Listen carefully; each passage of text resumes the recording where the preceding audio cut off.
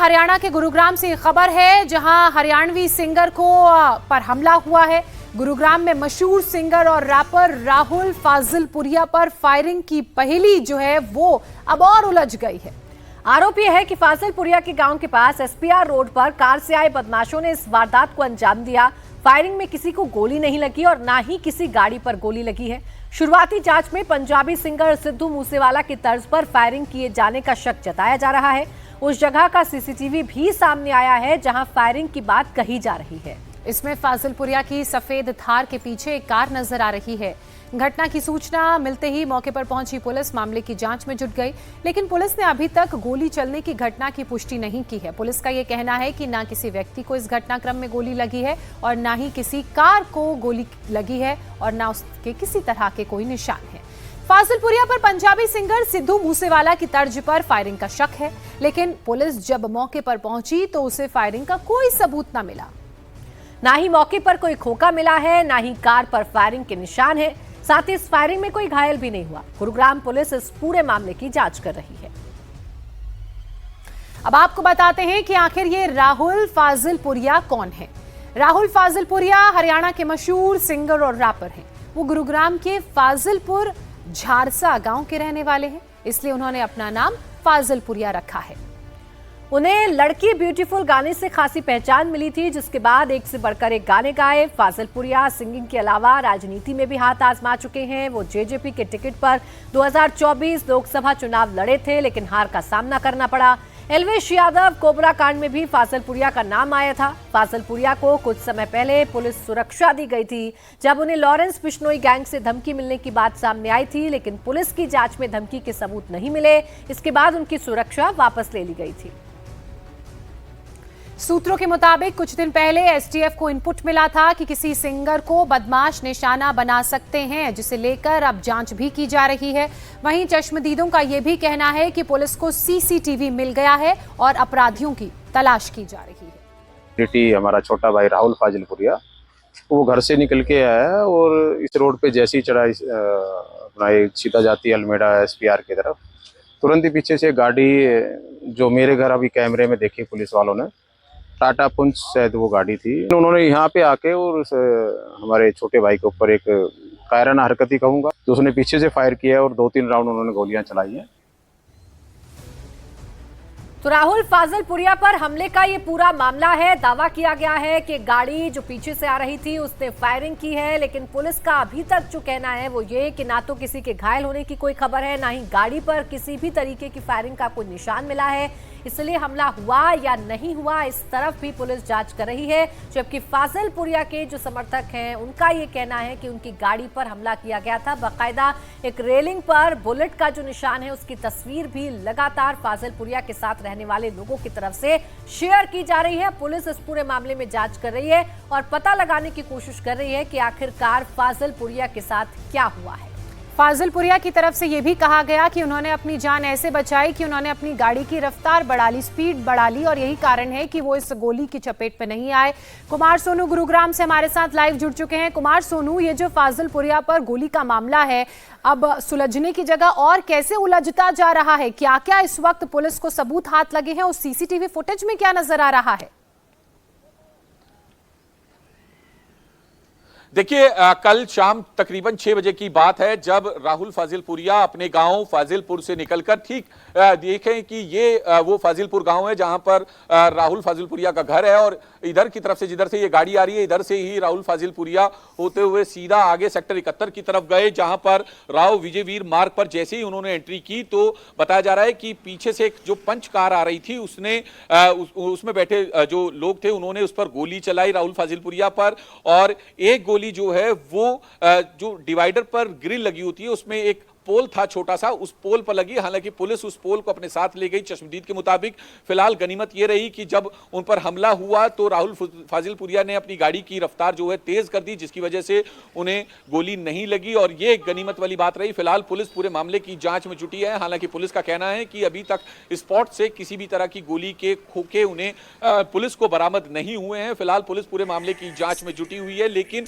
जहां स्पॉट है प्राची, उससे जस्ट कुछ 100 मीटर पहले पहले एक दुकान है जो कि अमित यादव चलाते हैं, जो कि राहुल फाजिलपुरिया के ही चचेरे भाई हैं। उनकी दुकान पर सीसीटीवी लगा था, जिस सीसीटीवी में राहुल फाजिलपुरिया की गाड़ी भी कैप्चर हुई है और वो टाटा पंच कार भी कैप्चर हुई है, जिसमें बताया जा रहा है टाटा पंच में बैठे ही लोगों ने गोली चलाई थी। फिलहाल राहुल फाजिलपुरिया की कार जिस सीसीटीवी कैमरे में कैद हुई है, उस सीसीटीवी कैमरे का डीवीआर पुलिस ने जब्त कर लिया है। अब पुलिस इलाके में लगे सीसीटीवी कैमरों को यानी डाल इस रही पूरे है। मामले पर हर एंगल से पुलिस जांच कर रही है और ये पता लगाने की कोशिश की जा रही है कि आखिरकार राहुल फाजिलपुरिया के साथ क्या हुआ, हमला हुआ है तो कब हुआ और किसने किया है। इन तमाम बातों का पता लगाने की कोशिश की जा रही है। बहुत शुक्रिया आपका तमाम जानकारी के लिए। आगे बढ़ेंगे, बड़ी खबर कानपुर से आ रही है। कानपुर के शिवराजपुर थाने में कांवड़ियों ने जमकर हंगामा किया। एक कांवड़िये के घायल होने के बाद उसे पीछे आ रहे कांवड़ियों की टोली ने वहां मौजूद पुलिस वालों के साथ जमकर बदसलूकी की है और मौके पर लगी बैरिकेडिंग्स को भी तोड़ दिया है। कांवड़िये यही नहीं रुके, उन्होंने थाने पहुंचकर भी जमकर बवाल मचाया। आरोप ये भी है कि कांवड़ियों ने पुलिसकर्मियों से भी मारपीट की, उनके साथ गाली गलौज की।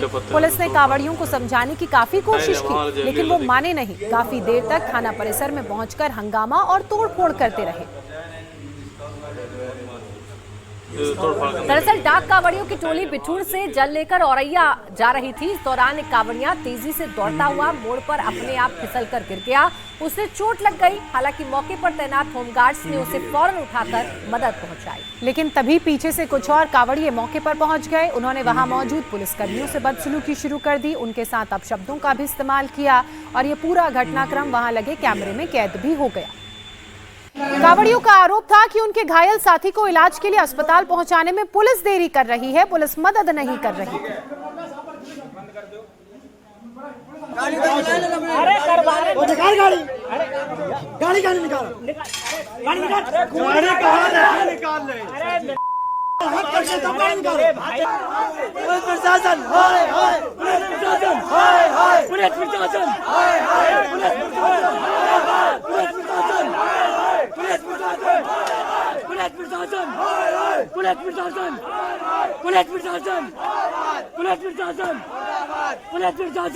तो आस्था की आड़ में बार बार कांवड़िये इस तरीके की हरकतों को अंजाम दे रहे हैं। शहर शहर उनकी तरफ से हंगामा किया जा रहा है। इस बीच खबर यह है कि थाने में बवाल करने वाले कांवड़ियों पर पुलिस ने सख्त एक्शन लिया है।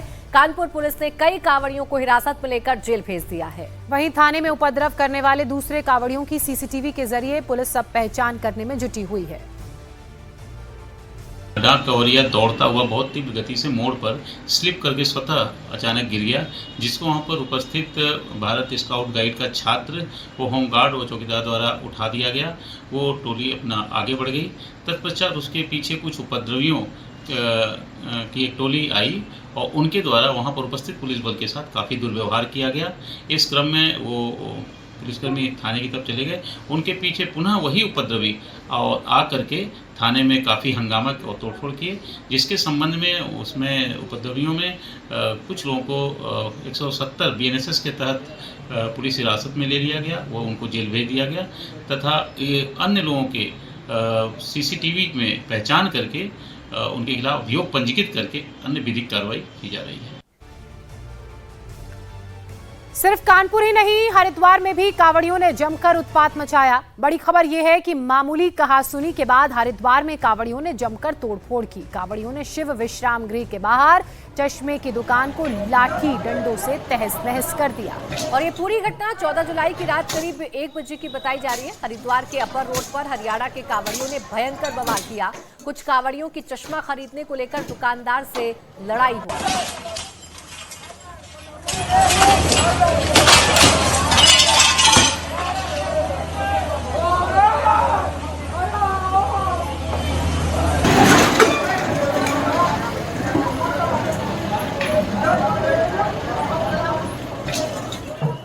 इस बीच दुकान में तोड़फोड़ करने वाले कांवड़ियों पर हरिद्वार पुलिस ने सख्त एक्शन लिया है। पीड़ित की दुकानदार की शिकायत के बाद पुलिस ने 2 उपद्रवियों को गिरफ्तार कर लिया है।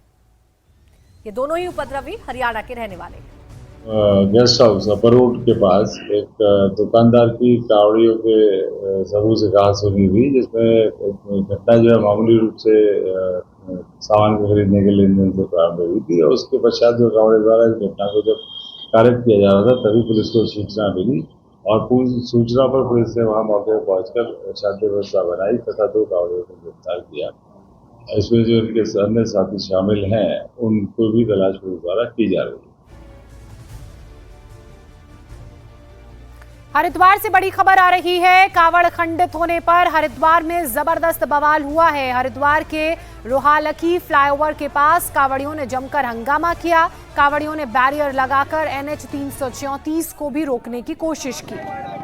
इसके बाद हाईवे पर जाम लग गया। इस जाम को खुलवाने की कोशिश पुलिस की तरफ से की गई है, लेकिन ये सब कुछ हुआ दरअसल कावड़ियों ने आरोप लगाया कि उनकी कावड़ जो है वो खंडित हो गई है, जिसके बाद देखते ही देखते हंगामा शुरू हुआ और नेशनल हाईवे नंबर 334 पर ये कावड़िए हंगामा करने लगे। जाम की स्थिति उत्पन्न हो गई। पुलिस ने जैसे तैसे इस मामले को शांत कराया है। पुलिस मौके पर पहुंची, मामले को शांत कराया और इस मामले में 2 लोगों को भी गिरफ्तार किया जा चुका है।